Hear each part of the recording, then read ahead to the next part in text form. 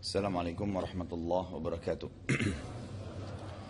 Innal hamdalillah nahmaduhu wa nasta'inuhu wa nastaghfiruh wa na'udzu billahi min shururi anfusina wa min sayyiati a'malina. May yahdihillahu fala mudilla lahu wa may yudlil fala hadiya lahu. Asyhadu an la ilaha illallah wahdahu la syarika lahu wa asyhadu anna Muhammadan abduhu wa rasuluh. Qala Allah ta'ala ya ayyuhalladzina amanu taqullaha haqqa tuqatih wa la tamutunna illa wa antum muslimun. وقال عز من قال يا أيها الناس اتقوا ربكم الذي خلقكم من نفس واحدة وخلق منها زوجها وبث منهما رجالا كثيرا ونساء واتقوا الله الذي تساءلون به والأرحام إن الله كان عليكم رقيبا وقال عز وجل يا الذين آمنوا اتقوا الله وقولوا قولا سديدا يصلح لكم أعمالكم ويغفر لكم ذنوبكم ومن يطع الله ورسوله فقد فاز فوزا عظيما أما بعد فإن أصدق الحديث كتاب الله وخير هدي محمد صلى الله عليه وآله وسلم وشر الأمور محدثاتها فإن كل محدثة بدعة وبدعة ضلالة وإن ضلالة في النار. Pertama-tama saya mohon maaf terlambat ini. Mudah-mudahan saja Bapak Ibu sekalian tetap duduk di rumah Allah di majelis ilmu, dicatatkan pahala oleh Allah Subhanahu wa taala. Karena memang tadi betul-betul ada udzur syar'i, tapi insyaallah ya semua tetap dinilai pahala seperti saya katakan tadi oleh Allah Subhanahu wa taala. Baik, kita masuk ke poin yang besar. Setelah panjang lebar membahas masalah kisah pasukan gajah, kemudian berkuasanya pemerintahan negeri Faris di Yaman, ya bagaimana Abraha masuk ke dari negeri Najasyi Afrika ke Yaman, kemudian bagaimana nanti dari Yaman pun ada dari anak keturunan raja aslinya yang mengeluarkan kembali atau yang menguasai kembali negeri Yaman itu. Kita masuk ke fase kisah kelahiran Nabi SAW, kemudian pertumbuhan beliau sebelum penobatan menjadi Nabi dan Rasul. Dimulai dengan Abdul Muttalib, paman Nabi SAW atau kakek Nabi SAW. Beliau dikaruniai oleh Allah Azza wa Jal seorang anak bernama Abdullah. Dan Abdullah ini adalah anak yang paling bungsu. Anak yang paling bungsu dari 10 orang anak laki-laki. Sudah pernah kita jelaskan bahwasanya Abdul Muttalib pernah bernazar waktu dia mencari sumur Zamzam, kemudian dia masih dibantu oleh satu orang anaknya yang bernama Harith, anak pertama paman Nabi SAW. Itu dia merasa lemah karena nggak ada yang membela dia. Maka pada saat dia menemukan air Zamzam dan dia dinobatkan menjadi Raja Mekah, karena nggak ada yang memiliki Zamzam kecuali dia pada saat itu. Ya setelah dia ke Madinah kehabisan air, ya karena ingin mencari peramal di sana, akhirnya keluarlah Zamzam dari bekas telapak kaki untanya dan seterusnya. Dia pulang ke Mekah, dia menjadi raja. Waktu dia menjadi raja, dia bernazar, dia mengatakan kalau seandainya ya saya dikaruniahi 10 orang anak laki-laki, maka saya akan sembelih salah satunya. Dan kebetulan ayah Nabi SAW adalah anak beliau yang ke-10 laki-laki. Jadi Abdul Muttalib dikaruniai oleh Allah Subhanahu wa taala anak 14. 4 perempuan, sisanya yang 10 itu semuanya laki-laki. Abdullah ini dinikahkan oleh Abdul Muttalib dengan umur yang muda. Khilaf di antara ahli sejarah antara 17 sampai 19 tahun. Dinikahkan dengan Aminah. Aminah adalah sepupunya sendiri. Aminah adalah sepupunya sendiri, tapi Aminah ini tinggalnya di kota Madinah. Pada saat menikah, dalam hitungan 6 bulan saja setelah menikah, Abdullah meninggal dunia. Berarti Nabi SAW, kata para ulama, yatim sementara dia masih dalam perut. Dan juga perlu kita tekankan di sini Bapak Ibu sekalian, dan pernah saya jelaskan juga poin ini, istilah yatim itu hanya diberikan bagi orang yang kehilangan ayahnya. Karena yatim artinya orang yang kehilangan penaungnya. Di Indonesia biasanya ditambah piatu. Itu piatu istilah bagi orang yang kehilangan ibunya.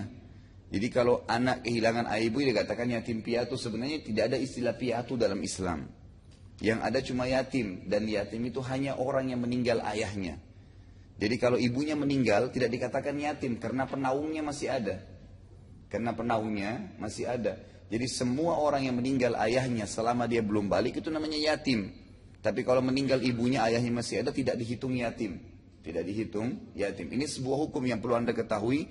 Karena seringkali kita salah dalam menginfakkan harta untuk anak yatim. Dan juga fadilah-fadilah anak yatim itu kembali kepada hukum ini. Intinya adalah Nabi SAW menjadi yatim pada saat beliau masih dalam perut ibunya, dan tepatnya pada tanggal 12 Rabiul Awal tahun gajah. Ini terakhir kita bahas kalau tidak salah itu masalah ya Abraha dihancurkan yang dikenal dengan tahun gajah, dan masyarakat Mekah menjadikan tahun gajah sebagai perhitungan tanggal mereka. 50 hari tepatnya setelah kejadian Abraha dihancurkan oleh Allah Azza wa Jalla di depan Ka'bah dengan pasukan gajahnya, lahirlah Nabi Muhammad SAW, dan pada hari kelahiran beliau itu terdapat kejadian-kejadian besar yang sifatnya universal. Artinya terjadi di seluruh dunia pada saat beliau SAW lahir. Yang pertama, kejadian yang terjadi pada saat hari lahirnya Nabi SAW adalah keluarnya ya bintang yang dikenal oleh, terlihatnya bintang yang dikenal oleh orang-orang Yahudi dengan istilah bintang Ahmad. Bintang Ahmad ini tidak diketahui oleh orang Yahudi saja, dan orang-orang Yahudi menemukan ini dalam kitab Taurat, bahwasanya Nabi terakhir nanti kalau lahir mereka akan melihat bintang dan mereka namakan bintang Ahmad, bintang tanda keluarnya Nabi terakhir. Dalam sebuah riwayat yang sahih yang menceritakan kepada kita tentang terlihatnya bintang Ahmad ini, seorang sahabat yang bernama Hassan ibn Thabit radhiyallahu anhu. Hassan ibn Thabit ini seorang ya masyarakat Madinah asli, beda umurnya dengan Nabi SAW 7 tahun. Beda umurnya beliau 7 tahun dengan Nabi SAW. Hassan ini nantinya akan menjadi penyair Nabi SAW. Beliau sangat mahir dalam bersyair, maka beliau nanti akan membela Nabi SAW itu dengan syairnya. Beliau berkata, saat aku berumur 7 tahun, suatu hari, aku pernah berada di salah satu pemukiman kaum Yahudi. Tepatnya umur 7 tahun itu berada di pemukiman Yahudi. Zaman dulu itu misalnya di Bekasi ini, kalau ada orang Yahudi tinggal kayak di kota Madinah itu mereka buat benteng sendiri. Kalau kita sekarang mungkin komplek perumahan, tapi zaman dulu dibuatin benteng. Jadi setiap suku itu punya benteng. Khawatir kalau suku lain menyerangnya gitu. Jadi dalam satu kota itu ada banyak lagi benteng-benteng gitu. Hassan bin Thabit sedang berada di salah satu benteng orang Yahudi. Dan dia bercerita, waktu umurnya 7 tahun di Madinah. Aku suatu hari pernah berada di salah satu pemukiman Yahudi, di benteng mereka. Salah seorang dari pendeta Yahudi tiba-tiba naik ke atas menara yang tinggi dan berteriak dengan suara keras, lalu dia berkata, wahai sekalian kaum Yahudi, sungguh telah terlihat pada hari ini bintangnya Ahmad, yang tidak terlihat kecuali pada hari ia lahir. Yang tidak terlihat kecuali pada saat dia lahir. Dan sudah kita tekankan dan kita sering ulangi pada saat di awal-awal pertemuan sirah kita, bahwasanya orang-orang Yahudi ini orang-orang yang paling mengenal Nabi Muhammad SAW. Mereka paling tahu. Sampai dulu kita sudah jelaskan alasan orang-orang Yahudi masuk ke Madinah, karena mereka yakin akan ada Nabi terakhir keluar di kota ini, dan bernama Ahmad. Serta Nabi SAW di awal pertemuan juga riwayat Imam Muslim, beliau berkata, saya punya 5 nama. Saya Ahmad, saya Muhammad, saya Mahi, saya Hashir, dan saya Aqib. Ya, itu nama Nabi SAW. Berarti Ahmad dan Muhammad sama nama Nabi SAW. Kemudian orang-orang Yahudi juga sering berkata kepada masyarakat asli Madinah, suku Aus dan Khazraj, suku asli Madinah yang nanti akan menjadi Ansar, nanti akan keluar Nabi terakhir di kota ini, dan kamilah orang yang paling pertama beriman kepadanya, serta kalau kami beriman dan kalian tetap kafir, maka kami akan memerangi kalian seperti peperangan Ad ya, dan Iram. Maksudnya kalian akan kami habisi semuanya. Ini berarti banyak sekali isyarat orang-orang Yahudi sangat mengetahui tentang Nabi alaihi salatu wassalam. Dan ditemukan dalam banyak ayat Taurat bahwasanya Nabi terakhir akan keluar ya di sebuah kota yang dipenuhi dengan batu-batu hitam yang tajam. Itu ada di Madinah. Dikenal sekarang dengan Harra Syarqiyah dan Harra Gharbiyah. Kalau Bapak Ibu lagi diberikan taufik oleh Allah umrah atau haji, terutama kalau lagi umrah ya, agak luang gitu waktunya, Ibu bisa dan Bapak minta sama gaibnya diantar keliling kota Madinah. Jadi bukan cuma tempat-tempat ziarah umumnya saja, tapi ada satu wilayah atau wilayah namanya Harra Syarqiyah, Harra Gharbiyah. Ya, wilayah timur dan wilayah barat. Ini dipenuhi dengan batu-batu hitam yang tajam dan luasnya luas sekali, ya. Bisa sampai puluhan mungkin ratusan kilometer. Jadi Madinah tidak akan pernah diserang atau tidak bisa diserang di zaman itu dari dua wilayah ini. Dari timur dan baratnya nggak mungkin bisa diserang. Karena orang kalau jalan kaki aja setengah mati, apalagi orang pakai kuda gitu. Nggak bisa sama sekali. Dan ini akan kita bahas juga pada saat kita membahas perang Khandak. Ya. Kenapa Nabi SAW membuat parit dan di mana Nabi SAW membuat parit? Ternyata dua wilayah timur dan baratnya ini karena penuh dengan batu, jadi nggak bisa diserang. Jadi beliau buat paritnya itu justru dari arah selatannya kota Madinah, karena Mekah dari arah selatan saja. Jadi beliau tidak mengelilingi seluruh Madinah dengan parit, tapi hanya di wilayah selatan saja. Karena timur dan baratnya penuh dengan batu-batu hitam yang tajam, di belakangnya itu jauh di daerah utaranya dari arah negeri Syam itu dipenuhi dengan perkebunan kurma yang sangat padat. Jadi sulit sekali untuk diserang Madinah kecuali dari selatan saja. Maka beliau buat nanti parit di arah selatan. Di Taurat disebutkan akan keluar nanti Nabi terakhir di sebuah kota yang bernama Tobah. Tobah ini artinya baik. Dan Nabi SAW mengatakan dalam hadis Bukhari Muslim, Madinah ini adalah Tobah Tayyibah. Jadi nama lainnya kota Madinah adalah Tobah dan Tayyibah. Jadi di situ ada wilayah yang disebutkan dalam Taurat. Ada wilayah yang ada batu hitamnya dan wilayah yang dipenuhi dengan pohon kurma. Jadi sampai hari ini di seluruh Saudi itu belum ada yang bisa menyaingi Madinah ya dari perkebunan kurmanya. Banyak sekali. Ya saking banyaknya kurma sampai unta dan kuda yang mereka tunggangi pun itu mengkonsumsi kurma. Ya nanti kita akan lihat di perang Badr, Abu Sufyan itu berhasil mengetahui bahwasanya pasukan muslimin sudah sampai di wilayah Badr. Karena mereka menemukan, Abu Sufyan menemukan kotoran unta, itu ada kurmanya, ada biji kurmanya. Jadi Abu Sufyan tahu, ini berarti unta dari masyarakat Madinah. Gitu. Berarti pasukan muslimin sudah sampai di wilayah ini. Gitu. Jadi sampai, atau saking banyaknya masalah ini. Tapi intinya adalah, orang-orang Yahudi sangat mengetahui. Dan ini Allah sebutkan dalam Al-Quran, A'udzubillahi minasyaitonirrajim, ya'rifunahu kama ya'rifuna abna'ahum. Mereka mengenal benar Muhammad itu sebagaimana mereka mengenal ya anak-anak mereka. Jadi mereka tahu betul. Nanti akan lebih banyak kita bahas di pertemuan-pertemuan kita ini.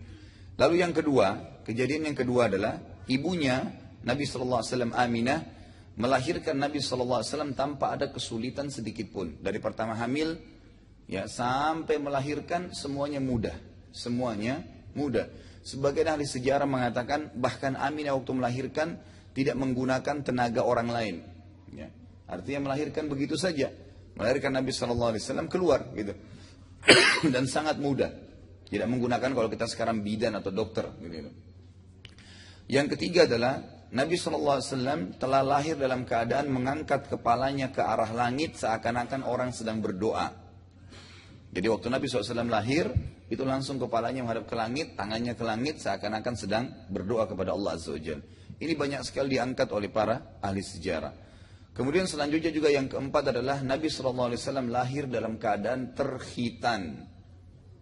Jadi sudah terkhitan dengan sendirinya. Kemudian juga yang kelima, Nabi SAW telah lahir tidak terbebani lagi dengan tari pusar. Tidak ada lagi tari pusarnya. Kalau kita kan masih nunggu seminggu, 2 minggu baru jatuh sendiri kering. Ini enggak. Memang lahir dalam kondisi sudah sempurna. Ya. Sampai kelima berita ini sampai kepada Nabi SAW. Maaf, keempat berita ya. Karena yang satu tadi masalah Hasan bin Thabit. 4 berita ini waktu sampai kepada Abdul Muttalib. Tentang Aminah melahirkan tanpa kesulitan. Nabi SAW mengangkat kepalanya ke langit seakan-akan sedang berdoa. Beliau terkhitan dan tidak ada lagi tali pusarnya. Gitu kan. Itu waktu sampai berita tersebut kepada kakek beliau, Abdul Muttalib. Abdul Muttalib sangat senang dan ia berkata, sungguh pada anakku ini terdapat perkara besar. Nanti ini orang jadi orang penting nih, nggak mungkin sembarangan seperti ini keadaannya. Lalu Abdul Muttalib membawa bayi Nabi SAW ke Ka'bah saat baru lahir dan ialah yang memberikan namanya Muhammad. Ada rahasia di sini nama Muhammad. Nama Muhammad ini dulu tidak dikenal oleh masyarakat Arab. Jadi nama Muhammad itu sebenarnya bukan nama Arab, bukan nama orang Arab awalnya. Setelah Nabi SAW dinamakan Muhammad, barulah diketahui atau masyhur nama tersebut. Dari mana kisahnya? Muhammad ini beranjak kisahnya dari Abdul Muttalib, kakek beliau. Suatu hari pernah keluar bersama dengan 3 orang sahabatnya. Yang pertama Sulaiman ibn Mujazi'. Ini temannya Abdul Muttalib ya. Abdul Muttalib pernah keluar ke negeri Syam jauh sebelum Nabi SAW lahir. Itu dengan 3 orang sahabatnya. Sahabatnya dia Sulaiman ibn Mujazi', Hulailah ibn Hajij, dan Himran ibn Rabi'ah. Bersama Abdul Muttalib. Ya, 4 orang ini keluar ke negeri Syam. Semuanya sahabat dekat gitu. Pada saat tiba di negeri Syam ini berada di utara Jazirah Arab. Negeri Syam. Ada Yordania, Palestina, Lebanon, dan Syria sekarang. Dulu menjadi satu wilayah namanya Syam. Lalu mereka bertemu dengan salah satu pendeta Nasrani. Dan pendeta Nasrani bertanya kepada mereka, dari mana kalian? Abdul Muttalib dengan teman-teman bilang, kami dari Jazirah Arab. Maka pendeta itu spontan langsung berkata, nanti akan keluar dari negara kalian atau dari jazirah atau pulau kalian itu seorang nabi terakhir bernama Muhammad. Jadi ternyata riwayat sahih ini menjelaskan kepada kita Muhammad sallallahu alaihi wasallam, nama Muhammad itu disebutkan dalam Injil. Dan ini terhapus sekarang, kan gitu. Dihapus. Nama Ahmad, nama Muhammad semua dihapus dalam Injil. Dan kita tahu waktu Injil ditulis pertama kali itu setelah 600 tahun Nabi Isa alaihissalam diangkat oleh Allah Azza wa Jal. Baru ditulis, dan itu ada 600 lebih Injil. Nanti setelah adanya masa kekuatan penguasaan pendeta terhadap kerajaan Romawi, barulah diadakan revisi Injil. Dan akhirnya tertinggal sekarang di dunia ini yang selalu dipakai 4 macam Injil yang setiap tahun direvisi. Direvisi sesuai dengan maunya mereka gitu. Dan ini sudah tidak benar. Termasuk dari 600 Injil itu semuanya itu menyebutkan nama Ahmad dan Muhammad. Semuanya menyebutkan. Dan sampai hari ini masih ada yang terjaga di tangan kita yang bernama Injil Barnabas. Jadi Injil Barnabas itu sampai ada terjemahan bahasa Indonesia itu ada disebutkan nama Ahmad dan Muhammad. Ahmad dan Muhammad. Tapi saya sarankan jangan beli. Kenapa? Karena Anda harus sibukkan diri baca Quran, bukan baca Injil. Nggak usah. Nggak usah repot-repot, Ustaz saya mau beli, saya mau tahu di rumah saya, nggak usah, nggak perlu. Nggak perlu. Karena kita bukan disuruh untuk tilawah Injil atau mencari bahan Injil, nggak usah. Karena informasi yang kita butuhin dalam Injil sudah ada dalam Al-Quran. Cukup itu saja. Kita baca Quran aja, sudah sulit untuk mengkhatamnya. Bisa khatam sehari? Nggak bisa. Sulit kan gitu. Maka kita lebih baik nyibukkan diri dengan kitab kita sendiri. Cukup kita imani ada Nabi Isa dan Injil kitabnya, ada Nabi Musa dan Taurat kitabnya. Baik, intinya adalah nama Muhammad SAW adalah rahasianya diambil dari kitab Injil yang awal dan disampaikan oleh pendeta Nasrani. Dan ini menandakan Muhammad bukan nama asli orang Arab, bukan nama asli orang Arab. Yang keenam, kejadian pada saat lahirnya Nabi SAW adalah goncangnya istana Raja Kisra. Raja Kisra ini istilah bagi raja yang menguasai wilayah Faris, Persia. Kalau Bapak Ibu pernah baca buku tentang Persia, itu kerajaannya Irak, Iran, Afghanistan, gitu kan. Kemudian Uni Soviet secara keseluruhan, semua masuk wilayah Persia dulu. Masuk kekuasaan Persia. Dan kerajaan yang paling besar di zaman itu adalah Persia. Kemudian datang, maksudnya luas wilayah kekuasaannya. Kemudian datang wilayah Romawi. Jadi 2 negara adik kuasa istilahnya pada saat itu.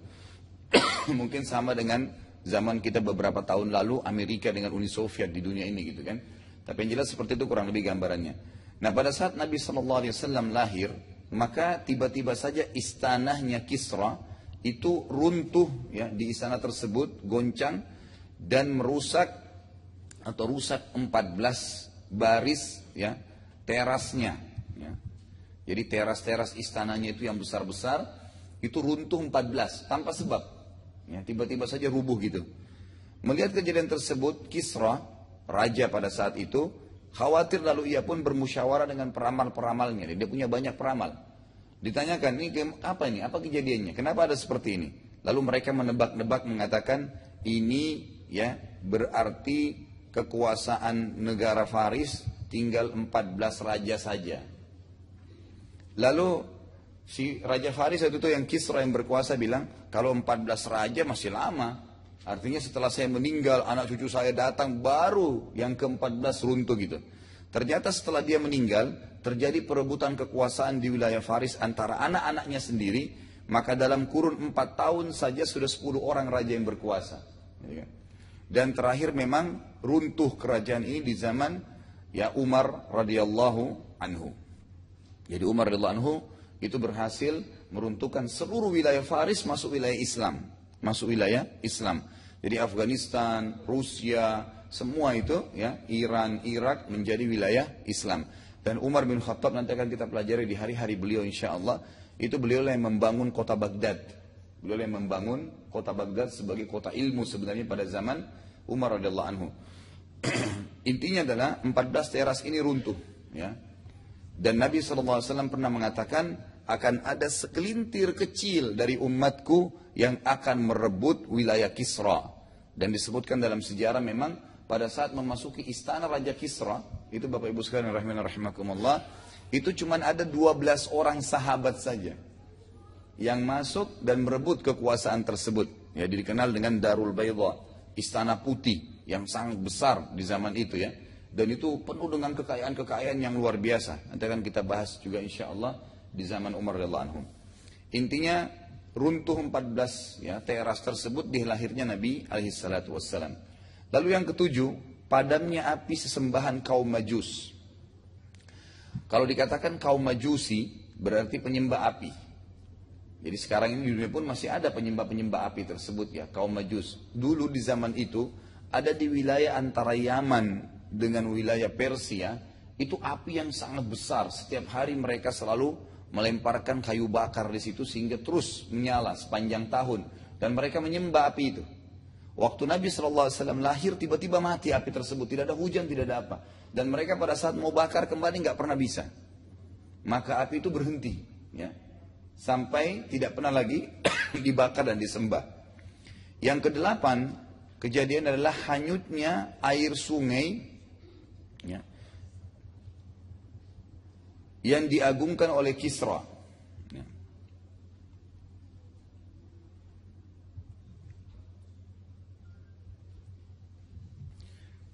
Jadi ada satu sungai di bawah istanahnya Kisra, itu seperti kalau sekarang di India sungai Gangga. Ya. Jadi sangat diagungkan, sangat dihormatin, dianggap orang kalau sakit minum airnya bisa sembuh, orang kalau kesedihan dimandikan air itu maka bisa ya hilang sedihnya, dan beragam macam keyakinan. Mereka agungkan sekali sungai tersebut, dan itu hanya boleh ya diambil airnya melalui izin Kisra. Subhanallah, waktu Nabi SAW lahir, airnya jadi kering sungai itu. Jadi nggak ada lagi alasan mereka untuk menyembah sungai itu. Ya, ya sungai dinamakan sungai yang dikuasai oleh Kisra. Ya, sungai yang diagungkan. Kemudian yang kesembilan adalah kisah tentang Halimah Sa'diyah. Ya, kisah tentang menyusui Nabi Sallallahu Alaihi Wasallam. Tentu di sini kita akan bahas bagaimana prosesi Nabi SAW disusui oleh Halimah dan berapa lama beliau tinggal di sana bersama Halimah. Tapi sementara Halimah mengambil Nabi SAW, banyak keajaiban yang terjadi. Tradisi kaum Quraisy dulu, mereka setiap kali lahir bayinya selalu disusui dan dibesarkan selama 2 tahun. Ya, awal umurnya di luar kota Mekah, tepatnya di pemukiman kaum Badui. Kaum Badui itu pemakaman masyarakat yang tinggal di pedalaman sekali. Ya, kalau kita sekarang mungkin di Indonesia di pegunungan, gitu kan? Di pegunungan atau di daerah padang pasir ini. Ada alasannya. Alasannya kenapa orang-orang Arab Mekah itu memberikan anak-anak mereka disusui di daerah padang pasir. Ini kita bisa bayangkan ya, ini di zaman dulu. Bagaimana dengan zaman kita sekarang sebenarnya? Alasan-alasannya sesuatu yang masuk di akal. Yang pertama adalah agar agar anak-anak ya asli Quraisy itu tetap menjaga bahasa Fusha namanya. Apa itu bahasa Fusha? Bahasa Arab asli. Al-Quran yang Bapak Ibu baca sekarang itu tertulis dalam bahasa Fusha. Jadi orang Arab ini punya 2 bahasa Arab ya. Ada bahasa Fusha, itulah dalam Al-Quran, dan ada bahasa Ammiyah. Ammiyah itu bahasa pasaran. Jadi kalau Bapak Ibu sekalian lagi ke Mesir, orang Mesir punya dialek sendiri, itu bahasa Ammiyah namanya.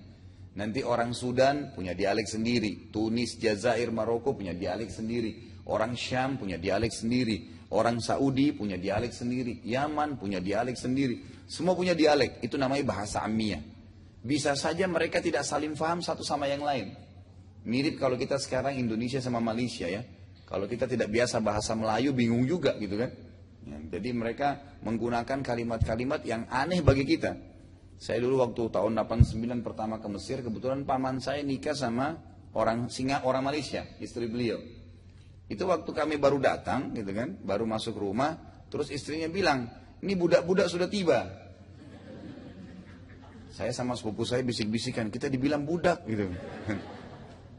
Padahal sebenarnya maksudnya anak-anak gitu kan. Nah ini contoh saja, beda dialek tapi bisa salah faham kan gitu. Nah sama itu, dalam bahasa Arab sama begitu. Jadi orang Mesir sama orang Saudi itu beda dialeknya. Bisa juga kalimatnya sama tadi, bahasa Melayu dengan kita itu. Nah, gitu. Tetapi mereka tersatukan dengan bahasa Fusha. Nah bahasa Fusha inilah yang Allah gunakan atau turunkan Al-Quran dalam bahasa itu. Yang dikenal dengan bahasa Quraisy.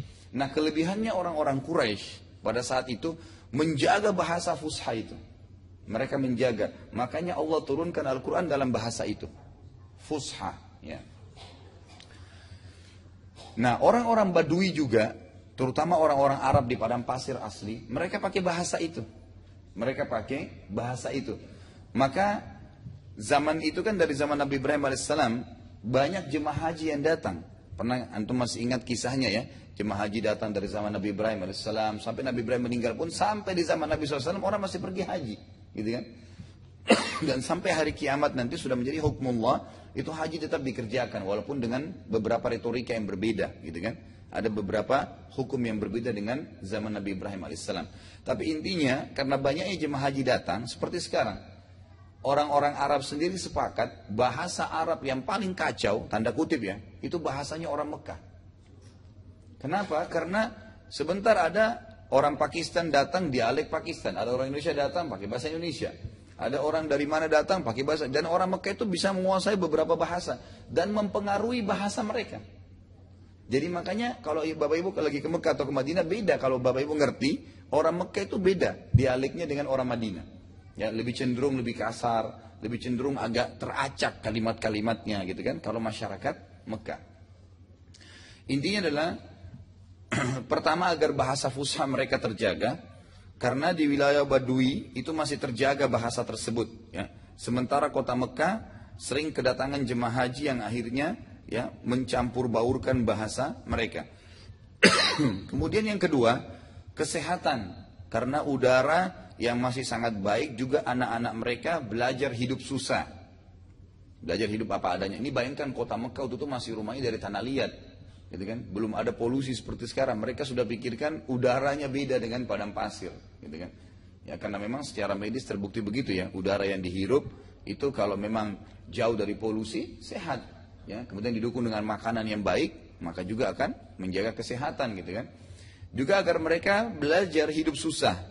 Karena di padang pasir serba harus dicari, airnya susah. Mereka belajar di Mekah masih banyak fasilitas untuk bisa didapatkan.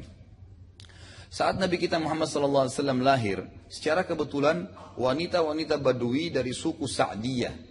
Suku Sa'diyah ini dari suku Arab yang berada di padang pasir. Kalau tidak salah sekarang jaraknya sekitar 80 km dari kota Mekah. Ya.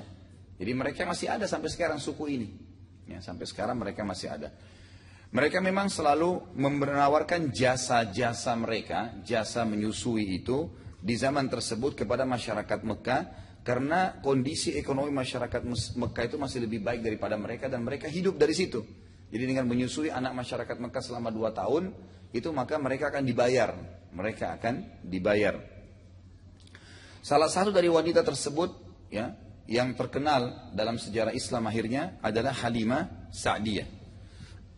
Sa'diyah adalah nama sukunya ya. Dan juga dia datang kebetulan waktu itu bersama suaminya yang bernama Harith. nama suaminya Sa'diyah ini. Keadaan Halimah dan suaminya waktu itu sangat miskin dan mereka pas-pasan hidupnya. Saat tiba di Mekah, ya, masing-masing dari wanita-wanita Sa'diyah ini keliling untuk mencari anak-anak yang siap untuk disusui. Mereka semua keliling, ya, dan pada saat tiba di rumah Aminah, mereka nolak. Tidak ada satu wanita pun dari wanita Sa'diyah ini yang mau menyusui Nabi SAW waktu itu. Termasuk Halimah awalnya. Kenapa? Karena tidak ada ayahnya. Nggak ada yang bayar nanti. Gitu. Mereka anggapannya begitu. Jadi semuanya menolak. Dan akhirnya mereka semua keliling kota Mekah. Ini awal sejarahnya ya. Sampai semuanya sudah mendapatkan ya anak susuan kecuali Halimah. Waktu Halimah ini teman-temannya semua sudah dapat dan mereka sudah lihat mau pulang ya untuk mulai tugasnya istilahnya. Maka Halimah sedih, dia nggak dapat anak susuan, gitu kan? Suaminya pun berkata kepada dia, coba aja kamu ambil anak yatim itu, siapa tahu justru jadi berkah buat kita. Gitu. Halimah pun akhirnya ya mengambil Nabi alaihi salatu wassalam. Ada sebuah kisah ringan di sini. Waktu Halimah datang dari kampungnya itu ke sekarang aja kalau sekitar 80 km, Bapak Ibu sekalian bisa bayangkan. Kalau kecepatan 80 km mobil atau 100 km baru sampai 1 jam gitu kan. Zaman itu naik unta, naik keledai. Itu sangat lama gitu kan. Nah Halimah ini tidak punya kendaraan waktu itu kecuali keledai-keledainya sangat kurus. Teman-temannya dia ini saking kurusnya keledainya pada saat sedang jalan menuju ke Mekah. Halimah selalu di belakang sama suaminya. Dan suaminya tidak bisa naik bersama dia. Pegang talinya gitu kan. Sampai mereka berkata, "Hai Halimah cepatlah, kau terlambatkan kami." Karena di padang pasir itu kalau orang berpisah sedikit bisa kehilangan jejak, nggak bisa lihat kemana arahnya. Apalagi kalau ada di dalam sebuah gurun, kita nggak bisa tahu ini kan arahnya kemana. Maka Halimah pun selalu berusaha untuk mempercepat. Yang terjadi adalah setelah Halimah ya mengambil Nabi SAW waktu mereka mau pulang ke sana, baru dipegang dan niat mau mengambilnya, itu keledainya jadi kuat. Dan pada saat pulang ke kampungnya mendahului teman-temannya semua. Sampai teman-temannya semua bilang, "Hai Halimah, bukan ini keledai tadi yang kau pakai datang?" gitu. Ya. Halimah mengatakan, "Iya." "Lalu apa yang kau kasih makan dia?" Gitu kan. Kata Halimah, "Saya tidak kasih apa-apa." Gitu. Maka Halimah pun lebih dulu sampai ke perkampungan daripada teman-temannya. Ini diantara kisah-kisah yang diangkat oleh para ahli sejarah. Kemudian Halimah juga kebetulan pada saat itu memiliki seekor unta betina yang sangat lemah dan kurus di perkampungannya ya. Tiba-tiba saja menjadi gemuk unta tersebut dan mengeluarkan susu yang melimpah, juga melahirkan banyak sekali anak. Jadi unta dari kurus tiba-tiba gemuk, banyak susunya dan melahirkan banyak anak. Sehingga Halimah dalam seketika saja itu sudah punya peternakan unta. Seluruh masyarakat perkampungan Halimah pun akhirnya berkata, dimanapun Halimah menggembalakan hewannya, peternakannya, maka bawa gembalaan kalian di sana agar ikut berkahnya. Saking banyaknya, dalam hitungan waktu dekat saja, itu sudah bisa memiliki banyak sekali. Halimah lalu berkata, dalam beberapa riwayat yang sahih, dia menceritakan tuh. Dia mengatakan, Muhammad telah tumbuh besar tidak alami seperti anak-anak sebayanya. Saat umurnya 2 tahun saja, perilakunya sudah seperti anak 6 tahun. Jadi dia tenang, bawaannya dewasa, dalam umur 2 tahun. Saat tiba masa pengembalian Nabi SAW ke ibunya, karena 2 tahun saja masa kontraknya. Waktu akan dikembalikan Nabi SAW ya, oleh Halimah, maka Halimah bersama suaminya Harith memohon kepada Aminah agar mengizinkan Nabi SAW tinggal lagi bersama mereka beberapa tahun ke depan. Karena mereka merasakan berkah yang luar biasa dengan adanya Nabi SAW di sana. Setelah merayu dengan sepenuh hati, akhirnya Aminah pun mengizinkan Nabi SAW tinggal di sana. Di sini juga para ahli sejarah mengatakan ada satu sifat yang sangat positif dari orang-orang Badui ini. Mereka orangnya wafa. Wafa itu jujur sekali, amanah sekali. Makanya kenapa orang-orang Mekah ini, masyarakat Mekah percaya benar taruh anak di sana. Ini bukan 1-2 hari. 2 tahun gitu kan. Dan itu dalam 2 tahun bisa ketemu bisa enggak gitu. Banyak diantara mereka nanti setelah 2 tahun baru ketemu, sudah dipercayakan. Dan nanti kita akan dengar dari kisah Halimah dan Harith ini bagaimana kejujuran mereka. Waktu mereka datang dan merayu Aminah untuk mengirim kembali Nabi Sallallahu Alaihi Wasallam dengan sepenuh hati, akhirnya Aminah menyetujui. Maka akhirnya Nabi Sallallahu Alaihi Wasallam tinggal bersama Halimah dan Harith sampai umur 6 tahun. Ya. Dan pada tahun inilah terjadi kisah pembelahan dada Nabi Sallallahu Alaihi Wasallam. Terjadi di mana? Di wilayah pedalaman Badui tadi, tempatnya Halimah dan Harith. Jadi dibelah dada Nabi Sallallahu Alaihi Wasallam oleh 2 orang malaikat. Diceritakan dalam beberapa riwayat bahwasanya salah seorang anak Halimah, ya, laki-laki lebih tua dari Nabi Sallallahu Alaihi Wasallam, tapi di sini tidak disebutkan namanya. Anak ini tiba-tiba saja sementara bermain dengan Nabi SAW, berlarian pulang ke rumahnya, lalu berteriak, ya, dengan wajah yang diselimuti ketakutan. Wahai ayahku, wahai ibuku, saudaraku dari Quraisy sedang dikeroyok oleh 2 orang laki-laki yang memakai baju putih. Maka Halimah sama Harith ketakutan. Di mana posisinya? Di sebelah sana, diikutin. Saat tiba di sana, ya, lalu Halimah dan Harith bertanya, hai Muhammad, apa yang terjadi denganmu?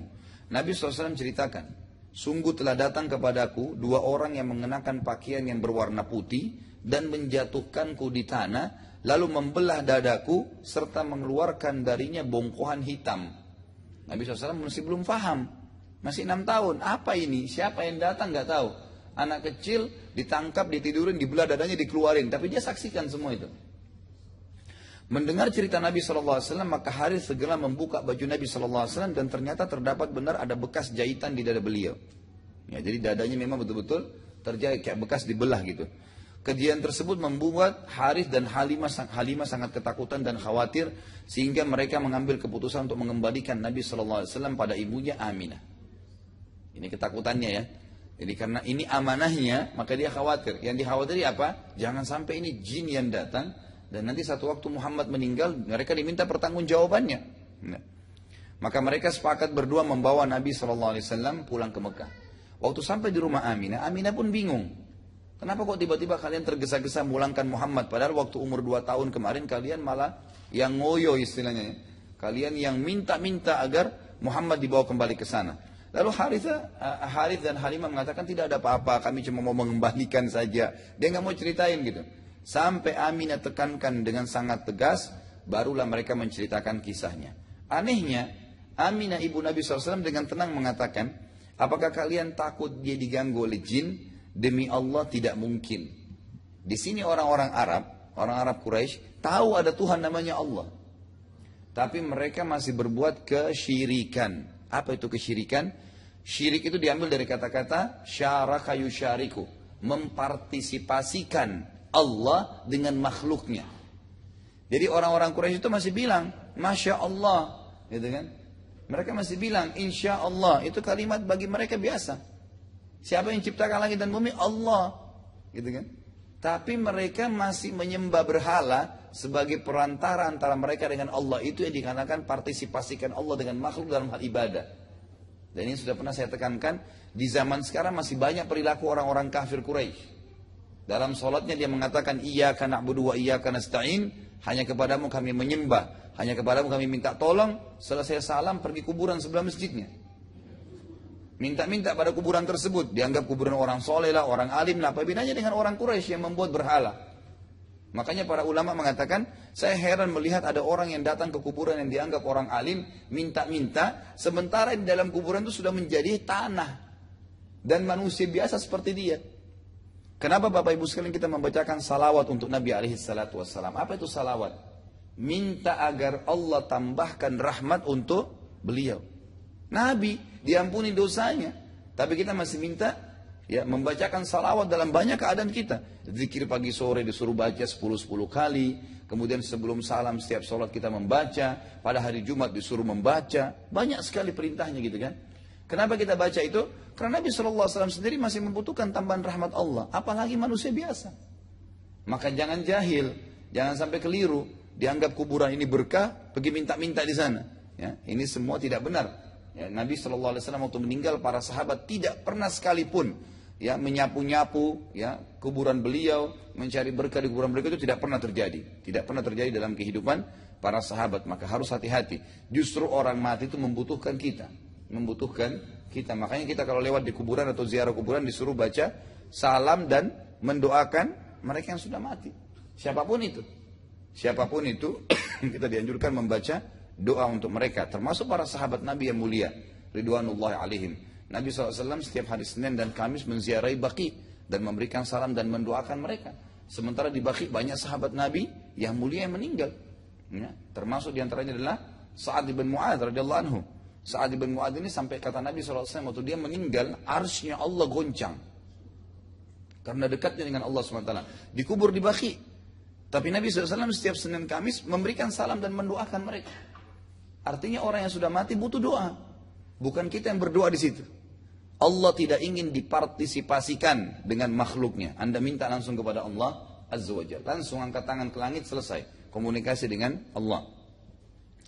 Baik, intinya Aminah berkata, apakah kalian takut diganggu oleh jin? Sungguh demi Allah tidak mungkin, karena aku saat mengandungnya sempat mimpi mengucapkan kalimat u'idhuhu billahil azim min kulli syarrin wa ainin hasid, yang artinya u'idhuhu billahil azim, saya meminta atau menjauhkan diri dari Allah yang maha agung untuk bayi ini min kulli syarrin, dari segala keburukan, wa ainin hasid.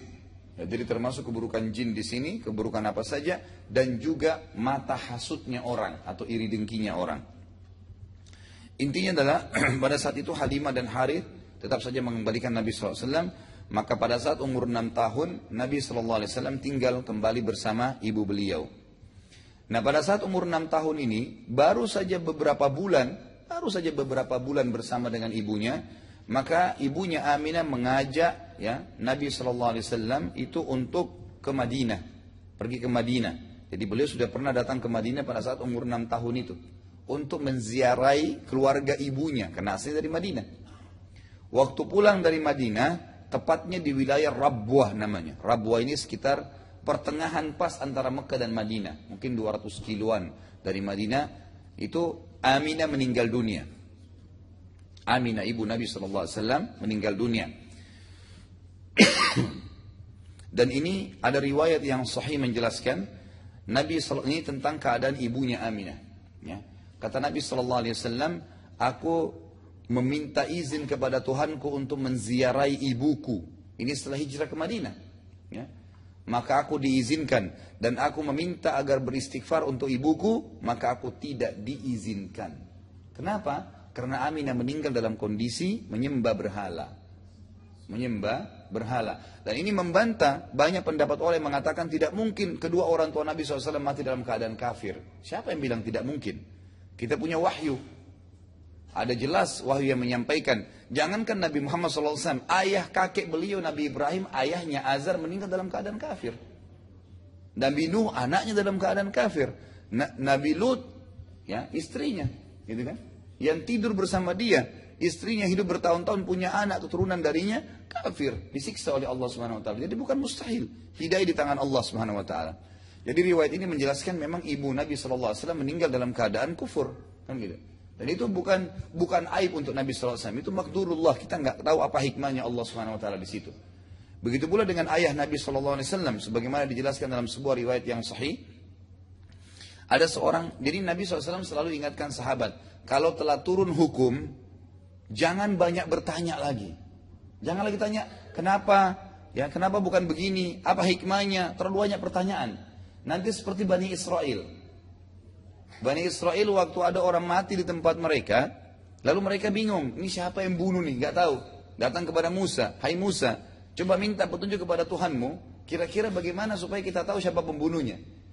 Musa berdoa kepada Allah SWT, turun wahyu Jibril mengatakan, suruh mereka, Bani Israel, nyembelih seekor sapi. Sapi itu mau warnanya gelap, mau terang, pincang, laki-laki, betina atau jantan, gak masalah.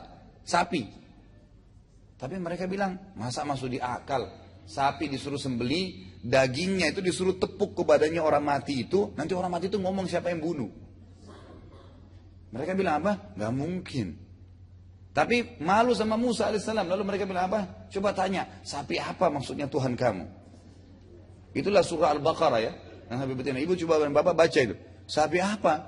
Warnanya apa? Musa sampaikan, warnanya kuning kemas-emasan. Tanya lagi, bagaimana caranya nih supaya ganti sapi nih? Jangan sapi istilahnya, gitu kan? Mungkin ada cara lain. Coba lebih jelas lagi. Lalu Allah beratkan mereka. Sapi yang warnanya kemas-emasan tidak pernah digunakan untuk membajak dan kalau orang lihat menarik. Akhirnya mereka setengah mati cari kalau mereka tidak mengatakan dalam Al-Quran surah Al-Baqarah, wa inna insyaallahu lamuhtadun, dan semoga dengan izin Allah kita dapat petunjuk tentang sapi itu, mereka tidak akan pernah bisa mampu.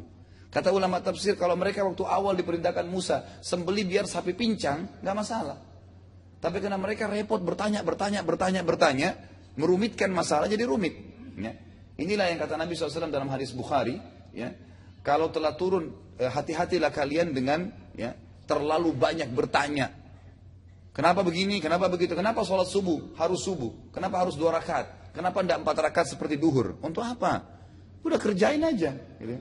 Kenapa nggak boleh bohong, kenapa nggak boleh riba? Ya Allah sudah sebutin itu larangan dari langit, udah tinggalin. Enggak dikorek-korek untuk cari, gitu kan?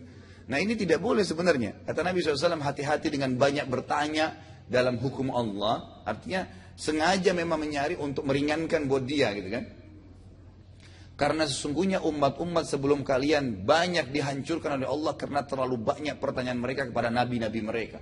Kenapa begini, kenapa begitu? Ya? Kenapa tidak seperti ini? Jadi memprotes, makanya Allah SWT larang. Nah, pernah ada sahabat, ada beberapa sahabat yang baru masuk Islam, sering bertanya macam-macam gitu. Lalu Nabi SAW marah, menegur mereka. Nabi naik atas mimbar sambil berkata, ingatlah tadi hadis itu ya, umat-umat sebelum kalian dihancurkan oleh Allah karena terlalu banyak pertanyaan terhadap Nabi mereka. Baik, hari ini saya izinkan kalian bertanya. Silakan tanya, walaupun aneh-aneh istilahnya gitu kan. Ada satu sahabat iseng berdiri mengatakan, ya Rasulullah, ayah saya di mana? Ayahnya ini meninggal dalam keadaan kafir zaman jahiliyah, menyembah berhala macam-macam, minum khamar, buat maksiat banyak gitu. Wahyu datang mengatakan, sampaikan hai Muhammad, ayahnya di neraka. Ayahmu di neraka, kata Nabi SAW. Semestinya kalau dia tidak tanya, ya lebih tenang dia sebenarnya, tapi dia bertanya, kan gitu. Lalu orang itu marah, keluar dari masjid. Kata para sahabat, ya Rasulullah, orang tadi yang bertanya marah. Nabi SAW suruh panggil, ditepuk pundaknya lalu kata Nabi SAW, jangankan ayahmu, ayahku juga di neraka. Ini riwayat sahih ya, yang menjelaskan Nabi SAW memastikan ayah beliau meninggal dalam keadaan menyembah berhala. Ya kan? Kalau orang-orang itu yang hidup sebelum Nabi SAW tidak menyembah berhala, masih berpegang pada agamanya Allah istilahnya, gitu kan? Nanti akan kita sebutkan ada poin pelajaran kita, beberapa orang-orang Quraisy yang masih bertauhid. Enggak menyembah berhala sama sekali. Mereka tetap masih berpegang pada ajaran Nabi Ibrahim alaihissalam, maka mereka untuk meninggal masuk surga. Mereka masuk ke dalam surga. Karena sudah juga saya sebutkan Bapak Ibu sekalian, untuk memastikan kembali, semua nabi-nabi sebelum Nabi kita Muhammad alaihissalatu wassalam, itu diutus untuk kaumnya masing-masing.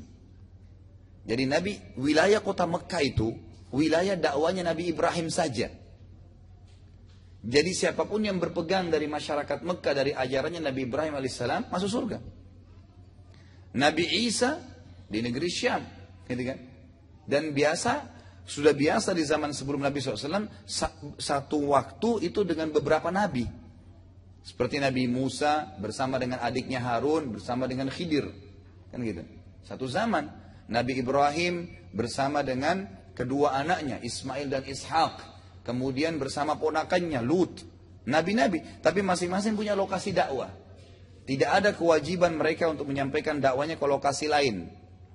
Makanya pernah saya bilang, anehnya itu kalau orang-orang Nasrani menyebarkan agamanya sampai ke Indonesia. Karena Nabi Isa itu tidak punya kewajiban sampai ke Indonesia. Cuma di Bani Israel saja. Beda dengan Nabi Muhammad SAW.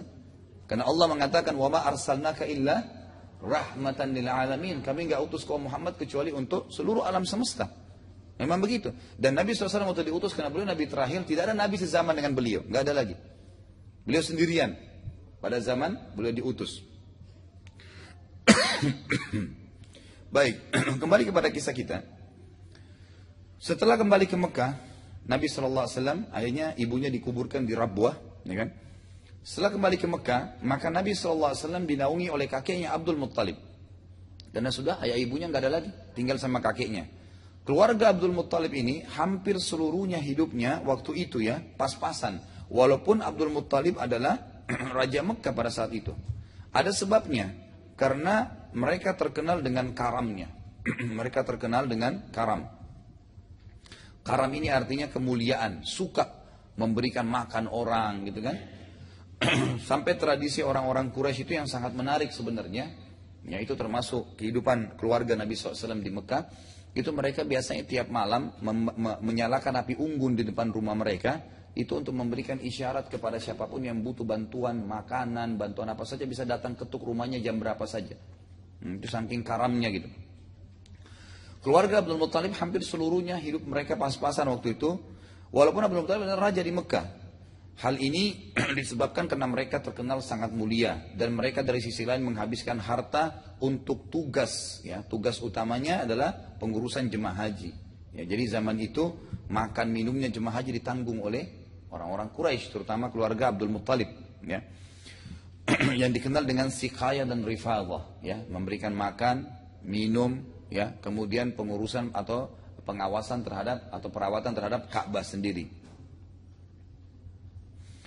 Dari kehidupan inilah Nabi SAW akhirnya terbentuk menjadi pribadi yang unggul karena lebih peduli terhadap kebutuhan orang lain, terutama pada tamu-tamu Allah Azza wa Jal yang sedang datang ibadah haji. Dan juga beliau akhirnya terbiasa dengan hidup yang sederhana. Jadi sudah tadi hidup dengan Halimah Sa'diyah, kemudian hidup lagi dengan Abdul Muttalib yang memang Raja Mekah tapi lebih peduli dengan masyarakat umumnya. Dari sisi lain, Nabi SAW juga belajar dari kakeknya Abdul Muttalib kepemimpinan. Dan bagaimana berhubungan dengan para tokoh-tokoh masyarakat karena beliau raja. Ya, jadi belajar dari situ. Bagaimana menghadapi tamu, bagaimana memimpin. Ya.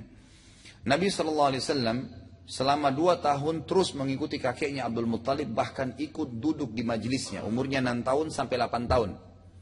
2 tahun itu selalu ikut terus dengan kakeknya Abdul Muttalib dalam majelisnya sebagai Raja Mekah. Sementara beliau itu masih umur 6 sampai 8 tahun ya. Terkadang Nabi SAW pada saat Abdul Muttalib terlambat datang dalam majelisnya, itu sengaja duduk di kursi Abdul Muttalib. Jadi ada kursi raja istilahnya, singgasana raja, nggak boleh orang lain duduk. Anak-anaknya Abdul Muttalib saja nggak ada yang berani duduk di situ gitu. Tapi Nabi SAW karena masih kecil datang duduk di situ. Lalu paman-pamannya bilang, hai Muhammad pindahlah. Nabi SAW tidak mau pindah. Tapi mereka tidak berani ganggu karena ini di bawah naungan Abdul Muttalib. Waktu Abdul Muttalib datang mengatakan biarkan dia. Sungguh anak saya nanti ini kelak akan menjadi tokoh besar. Gitu kan. Setelah umur 8 tahun. Atau pada saat umur 8 tahun. Abdul Muttalib kakek Nabi SAW meninggal dunia dan akhirnya Nabi SAW jatuh di bawah naungan pamannya Abu Talib. Ya, jadi Abdul Muttalib kakeknya sudah meninggal umur 8 tahun. Mulai 8 tahun itu sampai nanti ya beliau menikah ya atau sampai beliau sampai menikah itu masih bersama dengan Abu Talib pamannya. Abu Talib ini kebetulan hidupnya sangat miskin ya. Dan memiliki cukup banyak anak dan profesi utama beliau adalah mengembala kambing orang. Jadi mengembala kambing. Nabi SAW karena merasa tinggal bersama pamannya ingin membalas jasa tersebut, maka beliau pun akhirnya membantu pamannya untuk mengembalakan kambing orang-orang. Jadi zaman itu karena kekayaannya orang adalah di peternakan, maka kambing-kambing itu bisa sampai ratusan ribuan ekor digembalakan. Nah orang-orang yang gembala ini harus orang yang mahir, orang yang bisa dipercaya. Abu Talib termasuk orang yang dipercaya oleh masyarakat Mekah. Dan Nabi SAW kerja bersama Abu Talib mengembala kambing tersebut. Nabi SAW cukup lama mengembala kambing. Dari umur 8 tahun sampai 21 tahun. Jadi cukup lama. Dan beliau bersabda dalam hadis Bukhari, hadis sahih, tidak ada seorang Nabi pun kecuali pasti mengembala kambing. Semua Nabi itu, ya sebagaimana Ibnu Katsir menyebutkan dalam tafsir beliau, tafsir Quran Al-Azim, beliau mengatakan Allah mengutus 124.000 nabi. Di antaranya ada 313 rasul, ya. Jadi bedanya nabi itu orang yang Allah utus hanya mengingatkan kaumnya apa yang disampaikan oleh nabi atau rasul sebelumnya, enggak bawa ajaran baru istilahnya. Ngingatin aja kaumnya. Tapi kalau rasul adalah orang yang Allah utus membawa syariat baru yang menghapus syariat sebelumnya. Makanya dari 124.000 nabi itu ada 313 rasul saja yang memperbaharui dengan syariat baru. Yang wajib kita imani 25 nabi dan rasul yang disebutkan dalam Al-Quran saja. Jadi masih banyak kita belum tahu tuh ceritanya. Kan gitu. Baik. Nabi SAW cukup lama mengembala sampai umur 21 tahun dan beliau SAW setelah bersabda, tidak ada seorang nabi pun kecuali pasti mengembala kambing. Ada alasannya, karena ada hadis ini, maka para ulama membahas kenapa kok kambing? Kenapa bukan hewan lain? Kenapa bukan profesi lain? Kenapa harus tiap nabi itu dikatakan mengembala kambing? Pasti ada tujuannya. Ternyata para ulama hadis terus selalu mempelajari dan mereka menyimpulkan bahwasanya dengan profesi ini mengembala kambing, maka terdapat pelajaran yang pertama, menjaga amanah orang yang sifatnya banyak. Karena mengurus gembalaan itu beda dengan mengurus benda yang tidak hidup. Dan kambing ini sangat banyak, ini amanah orang. Yang kedua, membantu orang yang telah berbuat baik. Karena Nabi SAW pada saat mengembalakan kambing pamannya, itu membalas jasa. Karena numpang di rumah orang, maka beliau balas dengan itu. Ya, ini berarti kita juga harus mengingat jasa orang-orang. Ya, sampai tersebar berita di kalangan orang-orang Arab. Sampai hari ini, ya, itu ada sebuah prinsip. Orang yang telah berbuat kebaikan kepadamu sekali, maka jangan kamu berhenti membalasnya walaupun seumur hidupmu. Sekali saja. Kalau orang itu pernah buat baik, maka kamu mestinya membalas kebaikan tersebut seumur hidupmu. Ya, itu saking pentingnya untuk mempedulikan tentang keadaan orang atau balasan terhadap orang yang telah berbuat baik. Juga ada pelajaran besar bagaimana Nabi SAW dari umur 8 tahun dianjurkan agar atau diajar oleh Allah SWT agar punya penghasilan sendiri. Punya penghasilan sendiri. Karena dengan menggembala ini maka Abu Talib akan dibayar oleh masyarakat Mekah dan Nabi SAW juga sendiri itu mendapatkan balasan dari situ. Jadi beliau sudah mulai punya penghasilan sendiri. Sekaligus kita titik beratkan di sini, Bapak Ibu sekalian berhubungan dengan masalah nafkah. Jadi anak laki-laki itu kewajiban orang tuanya memberikan nafkah, sifatnya wajib ya. Berdosa kalau tidak orang tuanya tidak kasih nafkah, itu hanya sampai balik. Hanya sampai balik saja. Jadi setelah balik itu sunnah hukumnya. Karena anak laki-laki itu malah ditekankan dalam hukum syari untuk bekerja. Ya, mencari penghasilan sendiri. Walaupun tentu tetap orang tuanya tidak mungkin biarkan. Tapi ini kita bicara masalah hukum wajib sunnahnya. Beda dengan anak perempuan ya. Anak perempuan itu tetap wajib orang tuanya memberikan nafkah kepadanya sampai ya dia menikah. Kalau tidak menikah sampai dia meninggal. Dan ini juga sekaligus apa hikmahnya, kenapa warisan itu laki-laki dapat 2, perempuan dapat 1. Kenapa? Karena perempuan dalam segala keadaannya selalu aman. Kalau dia belum menikah, tetap wajib ayahnya memberikan nafkah kepadanya. Kalau sudah menikah, suaminya punya kewajiban memberikan nafkah. Sementara laki-laki sebaliknya. Dia harus malah yang menaungi dan mengeluarkan nafkah tersebut. Ini kurang lebih pelajaran-pelajaran dan yang paling besar kata para ulama hikmah adalah orang pada saat mengembala kambing umumnya itu mereka berada di lapangan yang luas dan dengan waktu yang lama dari pagi sampai sore biasanya karena tidak ada kerjaan biasanya mereka lebih mudah untuk bertafakkur ke penciptaan Allah di langit. Jadi mereka bisa lihat langit, merenungi. Coba kalau Bapak Ibu lagi ada waktu lowong di lapangan luas duduk lihat langit sejenak gitu. Lalu tadabbur memikirkan masalah itu termasuk perintah Allah Subhanahu wa taala. Nah, dengan mengembala kambing ini banyak sekali yang bisa diambil pelajaran ya dari tafakkur kepada makhlukatillah. Juga dari sisi lain lagi, kambing ini ya sebagaimana sabda Nabi sallallahu alaihi wasallam, sebaik-baik harta ya yang dimiliki seorang muslim itu adalah gembalaan kambing. Gitu ya. Kok bisa? Apa hikmahnya? Juga sisi lain, kenapa sebenarnya kita masuk kurban? Kenapa kambing dan domba lebih afdal? Apa sebabnya? Kenapa kalau akikah sembelih kambing?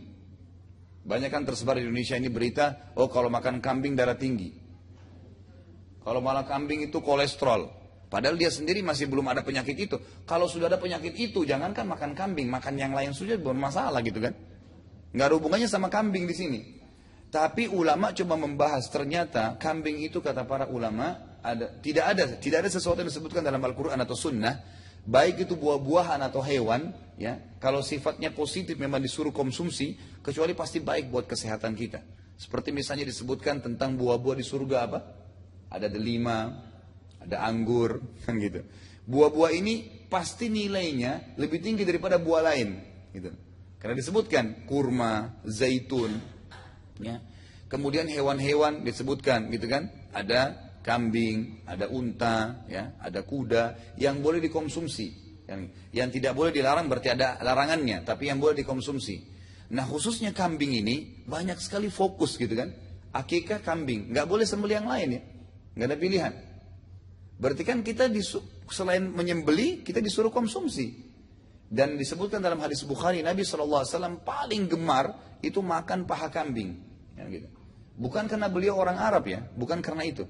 Karena sekarang kan identik sekali kambing dengan orang Arab gitu kan. Ya, karena memang mungkin mereka menjadikan makanan keseharian gitu ya. Tapi kita kembali kepada hukum syar'i yang lebih besar, lebih universal. Kenapa dalam agama kita malah diperintahkan? Seperti bagian dari syariat. Bukan seperti, memang bagian dari syariat kita. Akikah harus pakai kambing, gitu kan? Kambingnya harus sempurna, gitu kan? Gak boleh cacat, umurnya harus kambing itu 1 tahun, kalau domba 6 bulan. Nanti kalau setelah itu baru masuk ke sapi, baru masuk ke unta. Termasuk kurban ya, Bapak Ibu sekalian. Mohon maaf ini saya bahas hukum syar'inya. Kalau Anda mau sembelih sapi silahkan. Tetapi tetap ulama mengatakan afdolnya kambing. Kenapa? Karena Nabi SAW menyembelih untuk diri beliau sendiri bahkan domba. Dan jumlahnya disunnahkan lebih dari 1 ekor. Kalau punya kemampuan.